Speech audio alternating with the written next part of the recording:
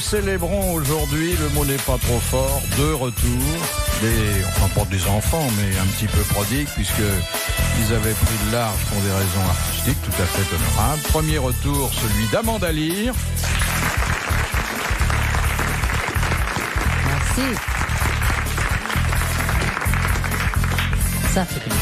Et vous les reconnaissez tous, là? Ça connaît, il y a des nouvelles têtes, il y a des plus jeunes, ça s'est renouvelé. Ah, mais vous pensez qu'au public, mais... Ah, pardon.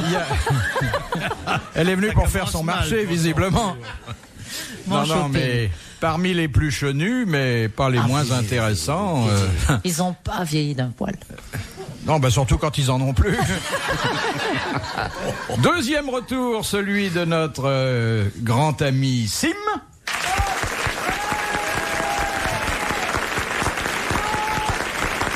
C'est trop.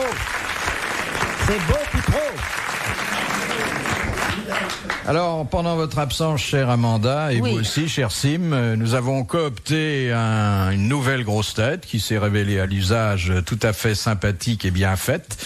C'est Jean-Pierre Coff. Bravo. Bravo. Bravo.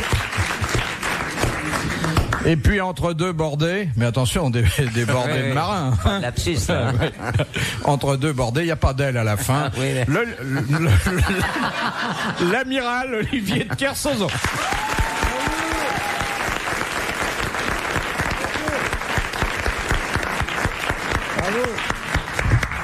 Ça me fait plaisir parce que Monsieur Coff, c'est Coff. Oui, c'est Coff. Oui, c'est ça, Coff.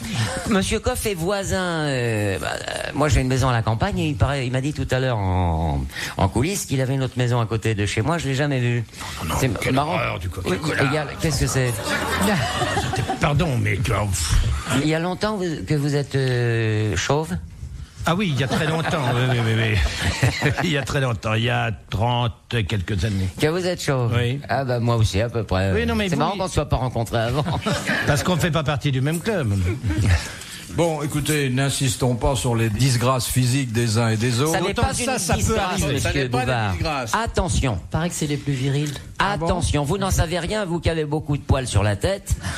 Vous ne savez pas à quel point nous pouvons être virils. Bah oui. Bien, ça me fait plaisir de voir une aussi belle brochette réunie, parce que vous nous avez manqué. Mais vous aussi, vous m'avez manqué. Je vous écoutais de temps en temps à la radio, comme ça. Parce que monsieur Sim parcourait la France pour une tournée théâtrale. C'était très curieux, parce que j'ai joué la ritournelle avec le rôle de vieille dame de 90 ans. J'étais une vieille dame de 90 ans, très authentique, c'était pas une caricature. Et alors, à la fin, les gens venaient dans ma loge, frappaient, et je croyais la plupart du temps qu'ils allaient me féliciter pour mon rôle dans la pièce. Non, c'était les grosses têtes. Qu'est-ce qu'on aime les grosses têtes. C'est vrai. Moi, c'est dans les taxis. Chaque fois que je prends un taxi. Et vous pouvez vous allonger facilement. Ils écoutent tous les grosses Jamais têtes. dans les taxis, moi. L'autre jour, il y a un taxi qui me dit: comment elle va votre chèvre? C'est curieux, hein? Oui. Un taxi, il se rappelle de ça. C'est émouvant d'ailleurs. Oui, au fait, comment va-t-elle? Ma biquette? Ma biquette va être en pleine forme. J'ai eu des ennuis avec ma chatte, mais. Tu vois qu'elle en a une. Elle était fatiguée.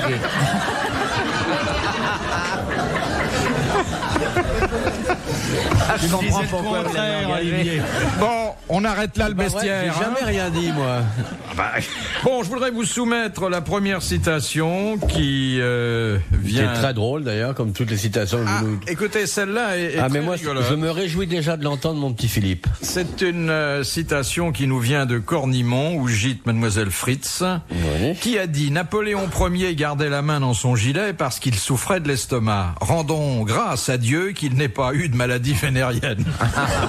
C'est pas Pierre Dac? Non. C'est un gros rigolo de notre temps. Oui. C'est Francis Blanche. Non. Allais Capu. C'est de notre temps. Contemporain. Contemporain, vivant. Pierre Doris. Non. C'est De Vos ou Bedos, non. C'est un pensionnaire des grosses têtes. Il est pas venu depuis 8 ans. Et il est encore vivant, malgré ça? Oui. Il travaille beaucoup. Ça se termine par Os, son nom? Non. Il travaille énormément, alors bon... C'est pas du Tour? Non. Du Tour, pas venu depuis 8 ans. Mais moi, je suis pas venu depuis 4 mois, mais j'ai pas le sens des réalités, hein. Alors, c'est quelqu'un que nous citons abondamment, dont nous apprécions l'œuvre, les œuvres. Dac? Non. Pierre Perret? Vivant. Non. Bah, Dac, Dard? Oui, Frédéric Dard, bonne réponse de l'amiral, c'est Frédéric Dard. Alors, imaginez les gravures de l'époque avec Napoléon la main dans la braguette. Ah oui, oui. Mais c'est pas parce qu'on a la main dans la braguette que ça vous fait mal. À qui? Non, mais je veux dire. Moi, quand les c'est types- quelqu'un d'autre qui me met ça la main dans la braguette, des fois, ça me fait du très bien mal. en Bah général. oui, en Italie, je vois par exemple, ils ont toujours la main dans le pantalon. C'est parce toujours. qu'ils mettent leur fric à cet endroit-là. C'est pas parce que ça leur fait mal, c'est comme ça pour se rassurer. On palpe pour dire elle est toujours là. Moi, je la mets comme... En Italie, ils ont toujours la main dans, Ah oui, tout dans le le temps. pantalon. Oui, oui. Mais quand ils vous voient, non ou... Non, même comme ça, par superstition, comme par contenance. Ah oui, on se oui. donne une contenance, mais on sait Toucher pas quoi du faire. bois. On sait pas quoi. On sait pas Moi, quoi je me faire la de mets ses mains. simplement comme tuteur, moi. Ça, c'est curieux, ça, que les Italiens... Oui, oui. Non, ça rassure, on touche et on dit elle est là. Bah, ça rassure, parfois ça inquiète. Hein. Pas tous les Italiens. Moi, je viens de tourner un film avec Fellini. Quand il m'a vu, il avait pas la main. Pas du tout, non. Oh, pas du tout. Non. Mais l'amiral a souvent la main à cette partie de son corps. Non, mais j'ai les bras assez longs. Non, pas du tout. Non, c'est pas vrai. Moi, j'ai le... Non, vous vous gratouillez légèrement. On peut le dire, puisque Non, le mais je vois public... pas pourquoi tout le monde trouve normal que le penseur de Rodin se touche la tête. Je vois pas pourquoi, moi, j'aurais pas le droit de me toucher une autre partie du corps. Non, je vais vous dire. Qui me sert autant que le cerveau au penseur de Rodin. Dans le temps, enfin, à l'époque où ça m'intéressait. Non, mais je sais très bien pourquoi tu mets la main à cet endroit-là. C'est parce que t'as pas d'élastique à ton slip et c'est pour éviter qu'il tombe. Non, qui remonte. Dans un instant sur RTL, les grosses têtes dans la nuit des temps. Deuxième citation de Monsieur Dessein de la Houssoie qui a dit « Quand il naît un enfant destiné à être député, ministre ou tribun, il naît aussi le même jour un nombre suffisant de niais, de gogos et de dupes pour lui donner le moment venu une quantité suffisante d'électeurs. » C'est très intelligent, ça. Bon, c'est un Français. Français mort. Oh, il est mort depuis longtemps. Un homme politique, probablement, non? Non. Un écrivain, il est mort au début du siècle, il faisait partie des boulevardiers. C'est Allais? Non, c'était un copain d'Allais. C'est Capu. Mais Capu. non. C'est Carr. C'est Alphonse Carr. Ouais. Bonne réponse de Sid.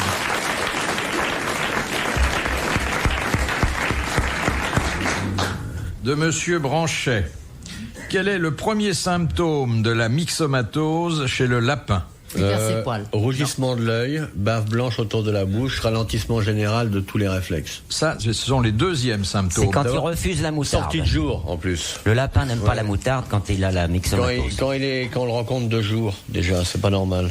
Oui, mais là, il y a quelque chose qui n'échappe pas à l'observateur, et surtout à l'observatrice la moins avertie. Il court en arrière. Non. Il bande? Oui. C'est un gonflement. Les organes sexuels chez le mâle, parce que chez la femelle, ça a beau gonfler, on verra rien avec les poils. Hein. Bonne réponse de l'amiral.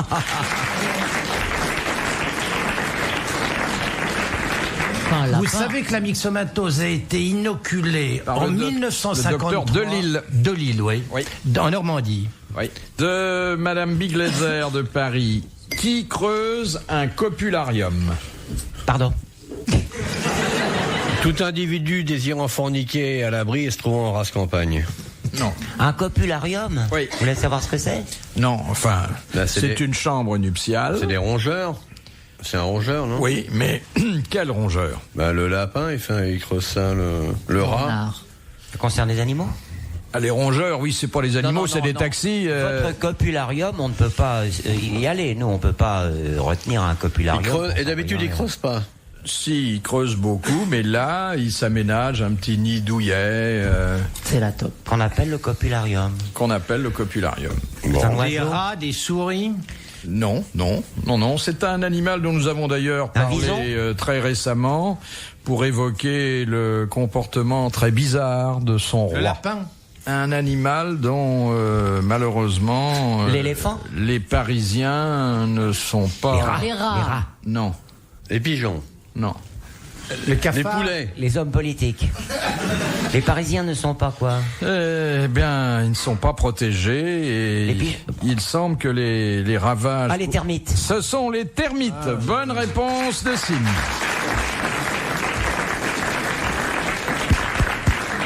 Oui, mais quand vous avez dit rongeur, moi je les voyais. Bah dites donc, si ça ronge pas, un termite. Oh, hein. et les termitérants, ça ronge drôlement. Hein.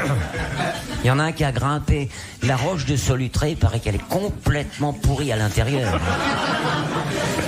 Vous avez vu dernièrement, il a grimpé la roche de Solutré, laf, il s'est enfoncé jusqu'au cou, dans la roche.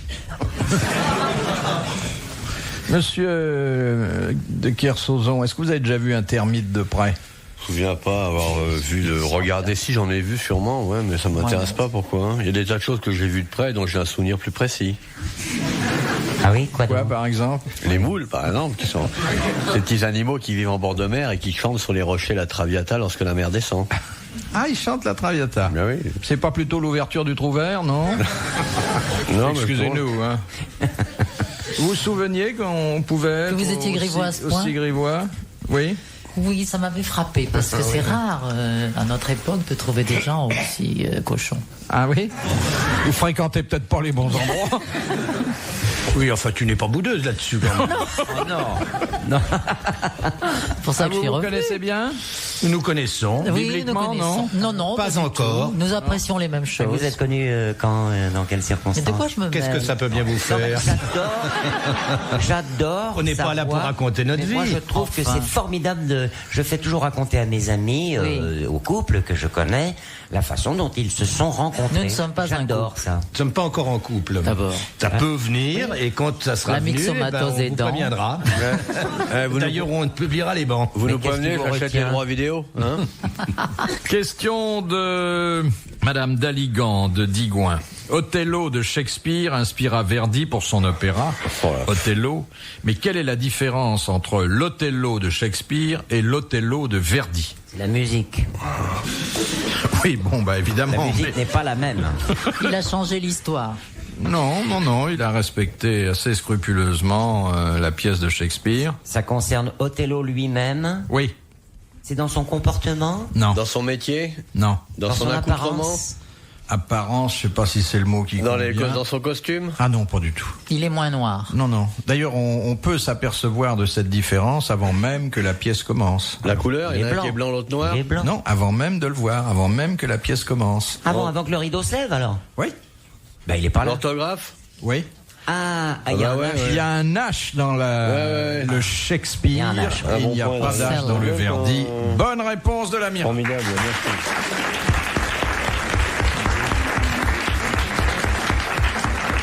Vous connaissez pas cette familiarité avec l'opéra, Miral, mais Ah c'est mais bien. j'ai horreur de l'opéra, mais j'adore l'orthographe. Ça fait moins de bruit.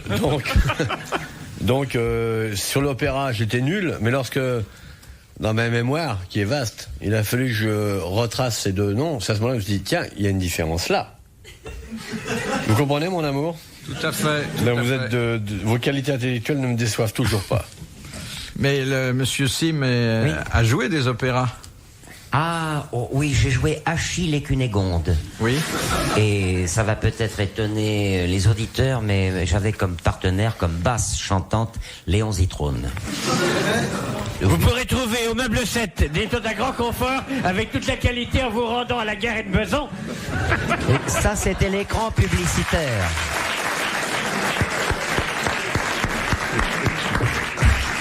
C'était la dernière parole de Léon Zitrone.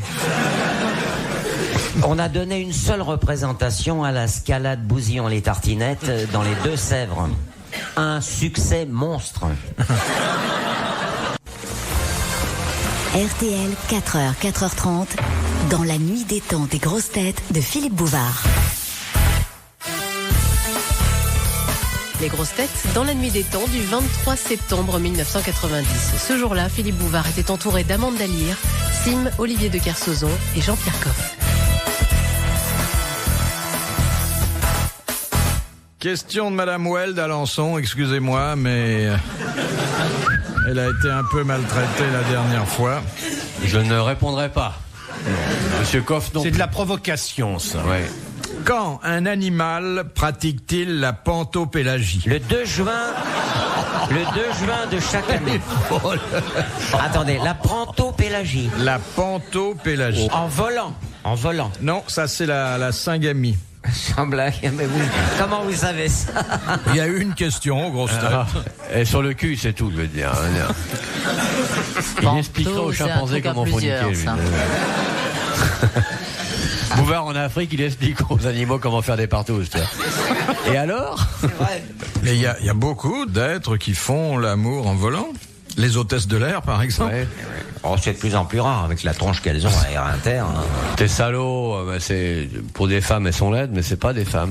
T'as vu les hôtesses, maintenant t'as plus envie. Ouais, t'as toujours l'impression que le pilote a emmené sa maman. Il y en a des vachement fraîches, on en a vu qui avaient moins de 63 ou 64 ans.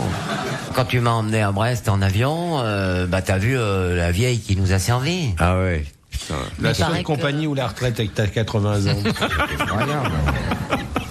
Mais il paraît que de voler, ça frippe beaucoup. Le voler, ça. Celle-là, elle avait dû faire le tour du monde plusieurs fois. Hein. Surtout il paraît aussi que ça active la sexualité. Ouais. C'est vrai qu'en avion, on y pense beaucoup. Ah oui? Sarraute en a longuement parlé l'autre jour. Oui. Et très bien, et avec beaucoup d'émotion d'ailleurs. Ça nous rappelait des souvenirs. Elle peut faire ça qu'en volant, elle. Alors ces animaux en question. Ils font ça pendu aux arbres? Non. Ils font ça qu'une fois de temps en temps? Non, pas moins que vous, pas plus. Comme des chauves-souris, quoi. Pas moins que moi? Alors qu'est-ce qu'ils doivent Mais faire? c'est sexuel? Oui. Mais oui, c'est une question de Madame Wells d'Alençon. Je la vois avec ses doigts tout dégoulinants, mais non, Ah, la veuve Weld, elle est féroce. Ah oui. Bon, faites-lui prendre des gouttes. Bon, c'est une affaire de niquer. C'est une affaire sexuelle. Bon, sur terre, dans l'air, dans l'eau? Peu importe, mais c'est plutôt sur terre, et ces animaux font quelque chose qu'on observe d'ailleurs assez peu dans la nature. Ils mangent leur partenaire? Ça se passe sous terre? Non. Ils recommencent 1700 fois, puis après ils demandent un chèque? Non. Pourquoi on les voit pas? Vous dites qu'on observe assez peu. Non, je veux dire parce que les autres animaux ne pêchent pas par pantopélagie. Ah, c'est l'escargot qui se fait ça lui-même? C'est péché de se faire de la pantopélagie? Non, c'est pas un péché parce qu'il n'y a pas de morale pour la sexualité des animaux. Ah bon? Mais pour l'homme, ça constituerait un péché. L'homme peut. L'homme peut, mais c'est un péché quand l'homme le fait. Quand ils sont une vingtaine de gonzesses et un mec tout seul? Non. C'est un péché? C'est un péché selon... J'appelle ça une partouze, pas un péché? Selon la religion et selon la loi. Et c'est sexuel? Bah forcément. Bah oui, c'est une question de Madame Wells d'Alençon. Mais elle est dégueulasse, votre dame. Ah non, mais c'est immense. Bon, écoutez, vous la lâchez un peu, hein. Ah boum, ça y est, on C'est vous qui allez les lâcher, là. Eh bien, nous l'applaudissons, madame. Ah non. Pas nous. Oui, pas nous. Pas nous, là. Elle a bien mérité. Vous ne nous ferez pas faire ça. En plus, les 1000 balles, ils vont passer en sex shop, c'est sûr. Hein. Avec elle. Ah oui. Car un animal qui pratique la pantopélagie est un animal qui s'accouple indifféremment avec des animaux qui sont ni de son espèce, ni de sa race. Une puce, un éléphant. Tout est bon, quoi. Oui. Ce sont généralement des animaux à vue basse. Bah, l'homme aussi fait ça. Eh bien, je vous ai dit que pour l'homme, c'était un péché. Par exemple, si un homme s'accouple avec une chèvre, puisque c'est, je crois... Eh bien, Ce qui arrive fréquemment. c'est la naissance de l'after-chèvre. C'est pas un péché, c'est la découverte d'un parfum, mais qu'est-ce qu'il nous raconte le On dégueulasse? peut pas dire que l'homme fait l'amour avec quelqu'un de sa race, Ah ni oui, de son espèce. comme Zitrone avec sa femme. Une jolie petite chèvre Ensemble, avec ces un peu de animaux, rimel, un ils sac niquent à tout ce main qui et tout, passe. et on la laisse tomber. Tout ce qui Ils passe. sont souvent victimes de leur faible vue. Ah, Et la bonne d'ailleurs, excuse. il y a la pantopélagie qui concerne les végétaux, où ils s'en prennent sexuellement à des végétaux Ah oui. qui ressemblent. Moi, j'ai vu une tulipe, j'ai vu une tulipe violer un poireau l'autre jour. Ça. Le poireau il gueulait, tu peux pas savoir. La tulipe était avec des copines tout autour. Et là, fini par Moi, j'ai connu un ver luisant qui avait été trouvé un toubib en disant « Regardez, j'ai le sexe brûlé ». Il avait la vue basse, il s'était tapé un mégot. Moi, j'ai un jardinier qui t'a déjà... Non, il m'a demandé la permission. Moi, j'ai une chèvre j'ai qui se pas tapait voulu. jardinier, moi. T'as pas voulu? Non, mais j'ai pas voulu pour ma chèvre, je veux dire. Ouais, il m'a non. demandé la permission de faire Ouais, des choses à préfère ma se chèvre. taper Il m'a la dit, chèvre elle que est toi, et tellement mignonne réfléchis. et tout. Moi, je serais jardinier chez elle, je préférerais me taper la chèvre. Et Moi, Au moins, la chèvre, elle chante pas. Mais la chèvre a une très bonne image. C'est la notamment langue. dans la Légion. À la Légion. Derrière tout rose, et c'est Ouais. très mignon. Ouais. Oui, oh ben, j'en ai connu des femmes qui avaient des derrières roses. Ouais, mais elle donnait pas Ça de lait ne souvent. veut rien dire. T'avais pas à faire du fromage avec ce qu'il y avait vais dans leur te dire. pied. Parce que une petite chèvre, ça peut d'abord. En plus, si t'as pas d'argent, tu la prends par les cornes, t'as l'impression d'être Johnny sur une Harley Davidson. Alors, c'est peinard. Avec une chèvre, tu niques, tu conduis comme une moto et en plus tu bouffes du fromage si t'es peinard. Est-ce que la chèvre est consentante? Non, mais oui, justement. oh oui, ça sent Non, beaucoup. non. Non, elle veut même pas avec le chien. Mais est-ce qu'il faut lui demander à la chèvre? Faut lui faire la cour, faut arriver avec des fleurs, faut Je l'inviter. trouve tout à fait normal qu'on demande à la propriétaire de la chèvre, madame, puis. Et le chien a essayé aussi? Le chien, c'est le labrador, et c'est. Et le chien et le jardinier, il n'y a pas moyen que ça s'arrange. Retrouvez les grosses têtes dans la nuit des temps à tout moment sur RTL.fr.